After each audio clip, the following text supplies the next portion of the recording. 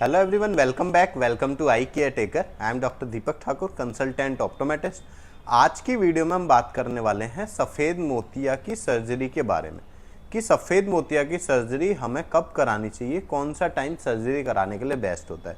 और साथ में एक बहुत बड़ी मिथ है आजकल कि सफ़ेद मोतिया की सर्जरी हमें तब करानी चाहिए जब हमारा मोतिया पक जाए।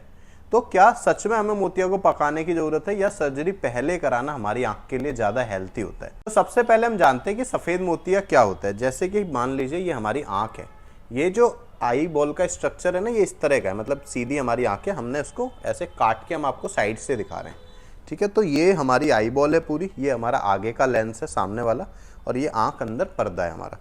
तो आंख के अंदर क्या होता है, इसके पीछे एक लेंस होता है हमारी काली पुतली के अंदर। इस लेंस को हम बोलते हैं क्रिस्टलाइन लेंस। तो ये लेंस बेसिकली ट्रांसपेरेंट होता है। नॉर्मली हम देखें तो जैसे ये आपको दिख रहा है, ये एकदम ट्रांसपेरेंट लेंस है। तो अब क्या होता है, ये लेंस उम्र के साथ जिस तरह हमारे बाल सफ़ेद होते हैं धीरे धीरे, उसी तरह ये लेंस हमारा वाइट होना स्टार्ट हो जाता है। वाइट होने के बाद ये लेंस धीरे धीरे हमारी लाइट को ब्लॉक करता है। मतलब सामने से हमारी लाइट आती है, हमारे पर्दे तक जाती है। लेंस जब ट्रांसपेरेंट होगा तो लाइट पार होगी, पर्दे तक आएगी। अब जब बीच में ये लेंस ओपेक हो जाएगा तो वो लाइट हमारी यहाँ से पर्दे तक नहीं जा पाएगी। तो इसलिए हमारे सफ़ेद मोतिया के बाद हमें दिखना कम हो जाता है।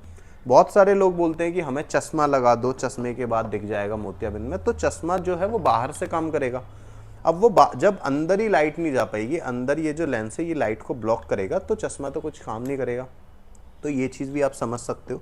तो सफ़ेद मोतिया में हमें सफ़ेद मोतिया को निकलवाने की सर्जरी करानी पड़ती है, जिसको हम बोलते हैं कैटरेक्ट सर्जरी। तो कैटरेक्ट सर्जरी कराने के लिए हमें क्या मोतियाबिंद को पकाना ज़रूरी है?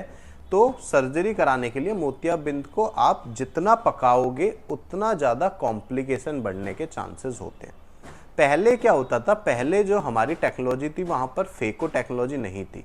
पहले जो सर्जरी की जाती थी वो SICS टाइप करी जाती थी, जिसको हम बोलते थे टाँके वाली सर्जरी। जिसमें क्या करा जाता था, आपके ये जो कॉर्निया है यहाँ से एक टाँका मारा जाता था बड़ा, उसके बाद अंदर से लेंस को निकाल के दूसरा लेंस डाल दिया जाता था।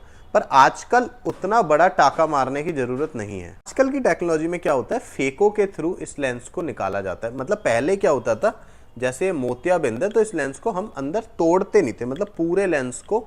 अब इतना बड़ा लेंस है तो इसको निकालने के लिए आप समझ सकते हो हमें इतना लेंस, इतना कॉर्निया काटना पड़ेगा, बहुत बड़ा कट लगाना पड़ेगा। उसके बाद हमें वो लेंस निकाल के बिल्कुल लेंस को बिना तोड़े बिल्कुल पूरा लेंस ऐसे ही बाहर निकालना होगा। तो उसके लिए बहुत बड़ा चीरा लगेगा।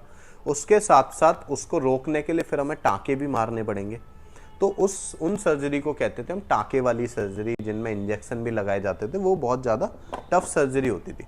आजकल क्या करा जाता है, फेको के थ्रू सर्जरी होती है। फेको अंदर जाती है, उस लेंस को अंदर ही तोड़ के पीसेस में कर देती है छोटे छोटे। के बाद एक इंस्ट्रूमेंट के थ्रू हम आंख के अंदर घुसते हैं। अंदर घुसने के लिए हमें 1.8 से 2 mm तक का बस छोटा सा स्विचर लगाना होता है। उसके बाद अंदर से उसको पूरे कैटरेक्ट को सक कर लेते हैं। सक करके उसके बाद उस इंस्ट्रूमेंट को हम बाहर ले लेते हैं। तो इतना कट लगाने की जरूरत ही नहीं पड़ती। बहुत छोटे से कट से हम लोग अंदर चले जाते हैं और आपका पूरे कैटरेक्ट को ठीक कर देते हैं, ख़त्म कर देते हैं। उसके बाद लेंस इम्प्लांट के लिए आजकल फोल्डेबल लेंस मार्केट में आए हुए हैं। लेंस को फोल्ड करके इंस्ट्रूमेंट में डाल के उसके बाद सीधा लेंस को आँख के अंदर डाल के अंदर जाके लेंस ओपन होके खुल जाता है। तो बहुत छोटे कट के थ्रू हम लोग ये पूरा सर्जरी परफॉर्म कर लेते हैं। तो पहले क्या होता था, मोतिया को पकाने की ज़रूरत होती थी, पका के पूरा लेंस बाहर ऐसे का ऐसे निकल जाता था। पर आजकल क्या है, उसको पकाने की ज़रूरत नहीं है। अगर आप जितना ज़्यादा मोतिया पकाओगे उतना ज़्यादा फेको के थ्रू हमें अंदर लेंस को तोड़ने में मेहनत ज़्यादा लगेगी। उतनी ज़्यादा मेहनत लगेगी तो आपकी आंख में रिकवरी होने के चांसेस कम होते हैं। मतलब उतना अच्छी रिकवरी नहीं हो पाती फिर, क्योंकि आप समझ सकते हो एक लेंस जो होता है वो पहले हार्ड नहीं होता, वो सॉफ्ट एक मटेरियल होता है, लेंस होता है, लेंस वाला मटेरियल। तो हमारी आंख का जो लेंस बना होता है वो प्रोटीन से बनता है मेनली। तो वो एक सॉफ्ट मटेरियल होता है, 60% के अप्रोक्स प्रोटीन से बना होता है। तो अब वो क्या करता है, धीरे धीरे हार्ड होना स्टार्ट होता है, मतलब पत्थर में कन्वर्ट होना धीरे धीरे स्टार्ट होता है। तो वो जितना ज़्यादा हार्ड होता जाएगा उसको निकालना उतना ज़्यादा कठिन होता जाएगा, उसको तोड़ने के लिए उतनी ज़्यादा मेहनत लगेगी। और जब आँख के अंदर हम लोग जितनी देर के लिए फेको चलाएंगे, फेको से अंदर तोड़ ताड़ करेंगे, मतलब उस लेंस को तोड़ेंगे, ब्रेक करेंगे छोटे छोटे पार्टिकल में, हमारी आई का जो अंदर का स्ट्रक्चर है वो भी उतना ज़्यादा डैमेज होने के चांसेस ज़्यादा होंगे।